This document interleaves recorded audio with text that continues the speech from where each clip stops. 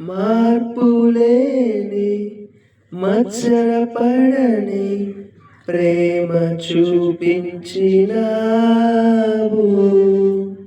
దీర్ఘకాలం సహనము చూపే ప్రేమ నేర్పించినావు. ఇది ఎవరు చూపించని ప్రేమ, ఇది లాభం ఆశించని ప్రేమ, ఇది ఎవరు ఎడబాపని ప్రేమ, ఇది మరణం వరకు కరుణను చూపిన ప్రేమ.